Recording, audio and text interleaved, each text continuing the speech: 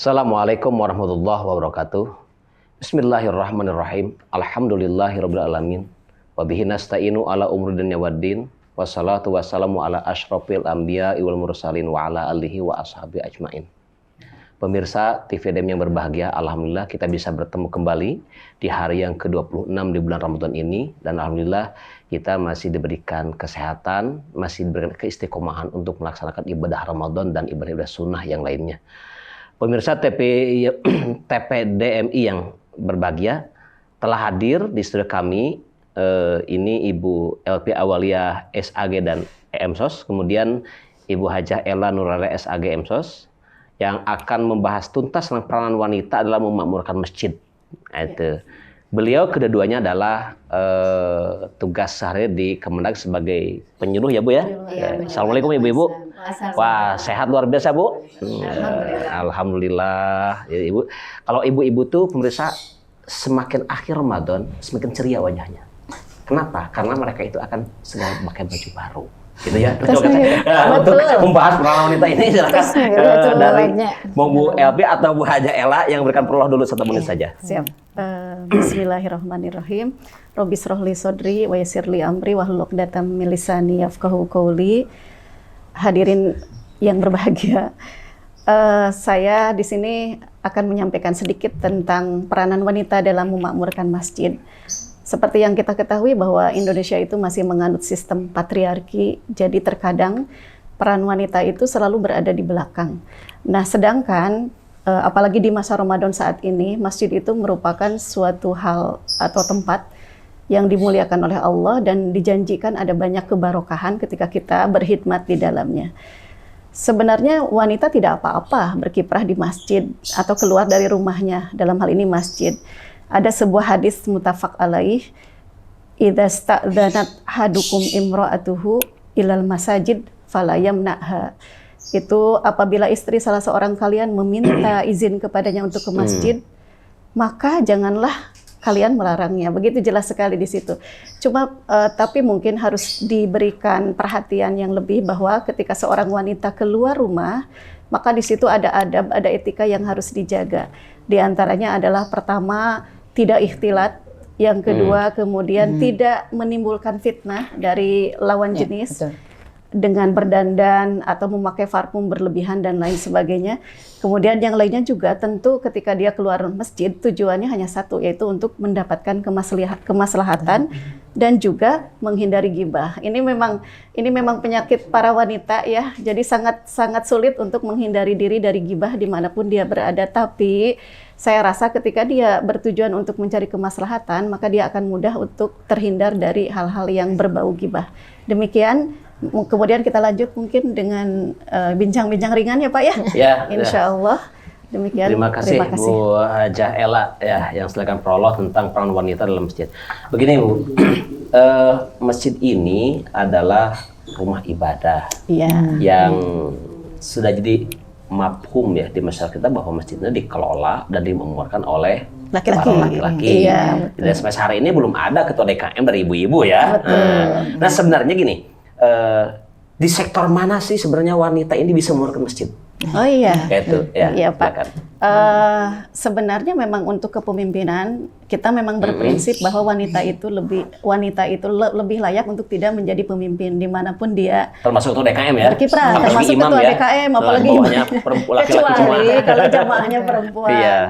Nah tapi sebenarnya di keorganisasian masjid itu ada peranan wanita. Iya, bagian kewanitaan. Iya, bagian kewanitaan, dan saya rasa ketika kita menginginkan masjid ramah anak. Iya. Itu lebih mudah bila para wanita yang menanganinya, karena beda kan, selembut-lembutnya laki-laki itu pasti lebih lembut wanita begitu. Iya. Nah, tapi catatan yang tadi juga harus diperhatikan. Jadi ada bagiannya yang khusus untuk kiprah para wanita di dalam masjid. Begitu. Iya, baik nih. Terus kemudian gini, ketika di masjid-masjid besar ya, kalau masjid kecil saya pikir nggak masalah. Masjid-masjid besar semacam Masjid Agung, masjid besar kecamatan. Ini mengatur sapu wanita ini nggak? Apakah harus ada petugas khusus wanita atau cukup dengan sapu laki-laki? Ini bagaimana nih Bu Elvi ini? Iya. Gitu. Kalau selama ini sih kayaknya harus ada. Harus ada ya? Harus ada untuk petugas perempuan. Karena untuk mengarahkan walaupun tidak semuanya jamaah perempuan itu ada, terus kemudian banyak, tapi tetap harus ada yang mengarahkan. Oh, untuk perempuan ada tempatnya di sebelah sini gitu kan. Iya, ada tempatnya untuk sebelah sana. Terus itu juga kan kaitannya dengan tempat wudhu juga. Tempat wudhu itu harus terpisah dengan kaum laki-laki atau kaum untuk kaum hawa itu emang rada riskan dengan kaum laki-laki gitu. Berarti satpam juga tuh harus ada ya perempuan ya? Sebaiknya di masjid, kalau masjid besar sebaiknya seperti itu gitu kan. Lebih terjaga. Apalagi kalau misalkan emang sekarang itu kan mau ada masjid ramah anak kemarin ya, ada di DMI itu kita sedang memprogramkan ramah wanita ya. Ramah wanita. Ada masjid Betul. Betul seperti itu, Pak. Iya. Baik, terima kasih. Nih, ketika berbicara kemakmuran masjid dan di sana ada sektor ibu-ibu yang membantu gitu. Nah, sementara ini, Bu, gini. Ibu-ibu itu dalam masjid itu identik dengan konsumsi. Ya, benar sekali. Ini gimana ini? Tapi memang penting juga. Ya, betul. Apakah memang harus dikonsumsi saja atau bisa merambah ke lain bidang-bidang yang lain? Itu Pak, sebetulnya kan ada kajian-kajian yang khusus wanita ya. Kayak fiqhun nisa itu lebih baik disampaikan oleh wanita lagi. Kemudian juga tahsin untuk ibu-ibu dan anak-anak juga akan lebih baik bila oleh wanita. Termasuk juga untuk pemulasaraan jenazah juga kan kita bisa khusus untuk wanita. Walaupun memang konsumsi sangat penting, bila tidak ada konsumsi sangat sulit berjalan sebuah acara. Tapi alangkah lebih baiknya bila wanita pun ditempatkan di tempat yang lain karena tidak semua wanita bisa memasak. Kok bisa ya? Nanti laki-laki chef itu banyaknya laki-laki ya. Baik, gini. Nih berbicara bulan Ramadan nih, bulan Ramadan ini. Sejauh mana sih peran ibu-ibu untuk meramaikan masjid di bulan Ramadan ini, Bu Elvi? Luar biasa. Ini terjadi di dekat rumah saja ya. Itu contoh kecilnya pengalaman sekitar itu aja. Kalau laki-laki biasanya hari kedua itu sudah menurun.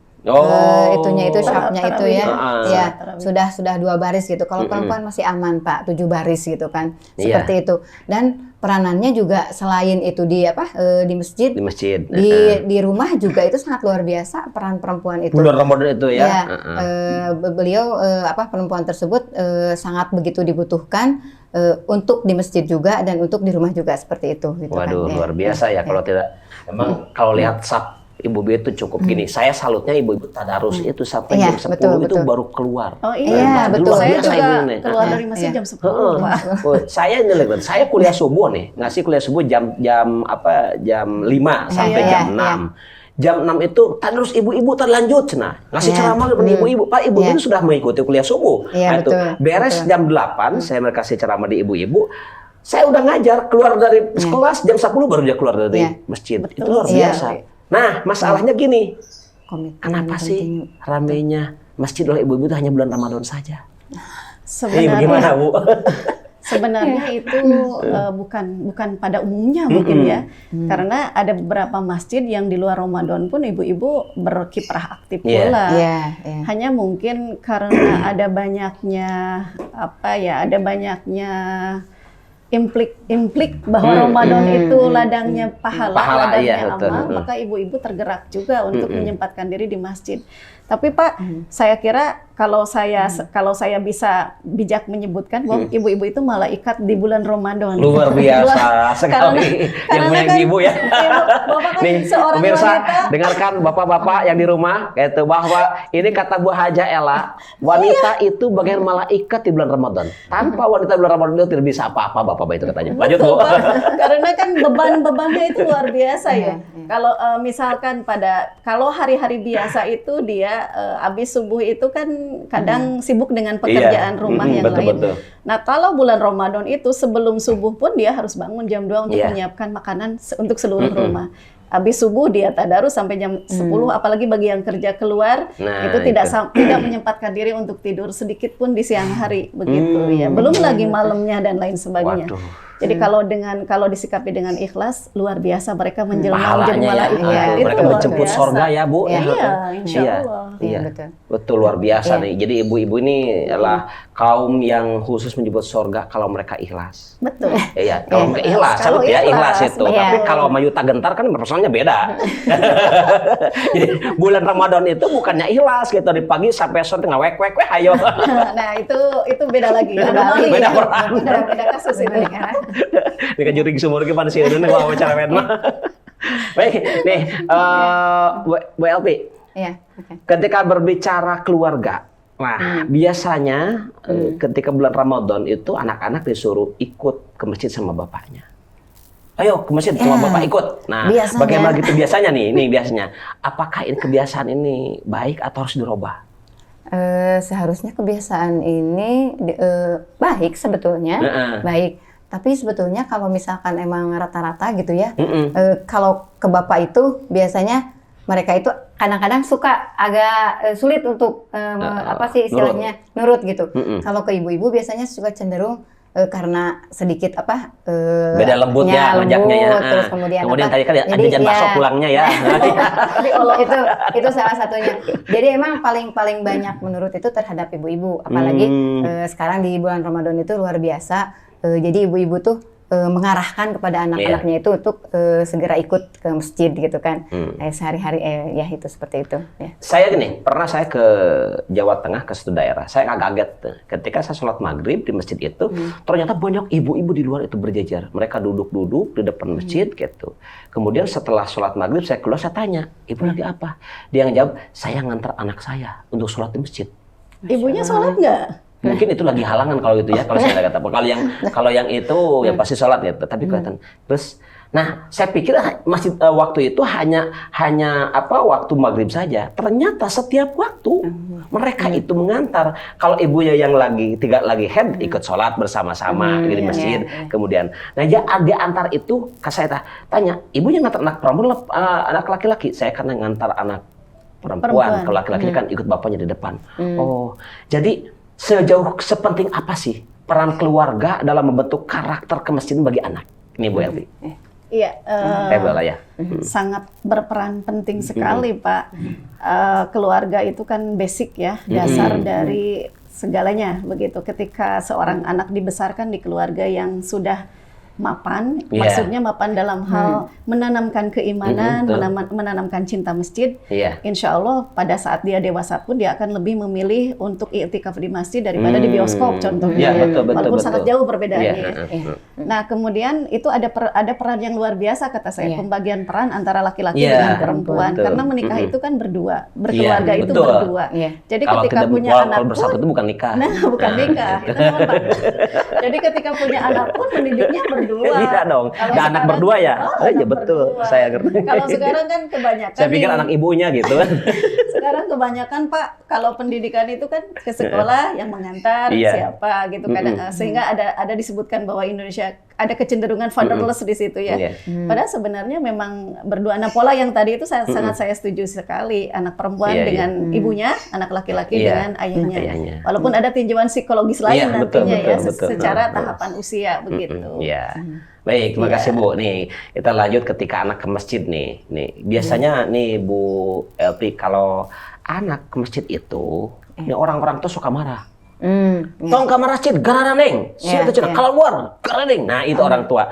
Menurut pendapat Ibu sebagai seorang wanita, gitu, perlakuan semacam itu apakah baik atau dikatakan kurang bagus? Sangat kurang bagus sekali gitu kan. Soalnya itu kan yang namanya anak-anak itu mesti belajar juga. Nah itu betul. Iya belajar dari sejak dini. Kalau contohnya anak saya sendiri gitu. Kalau dibiasakan diri untuk ikut bapaknya ke masjid setiap waktu, itu otomatis jadi mereka itu ketika tidak ada bapaknya pun mereka sendiri gitu kan. Terus apabila misalkan di masjidnya itu terjadi dilarang terus dan sebagainya, itu malah tidak membiasakan diri anak untuk ikut ke masjid tersebut gitu kan. Jadi tidak ada pembelajaran terhadap anak. Yang namanya anak itu kan biasanya kalau dari kecil itu sangat luar biasa IQ-nya untuk berpikir ke sana supaya dia itu menjadi ahli masjid itu kan sangat tinggi sekali gitu kan. Pengalaman sejak dini ya. Pengalaman sejak dini. ini betul. Ya, jadi gitu. kalau sejak Sangat ini salah sudah gitu ya. dimarahin ya, dibentak-bentak, Iya, jangan betul. berisik di masjid. Iya, Nanti betul. siapa yang nguruskan masjid itu? Dan Betul pas sekali, yang betul. lucunya gini, pas anak-anak diam tidak main-main, bapaknya main-main gitu.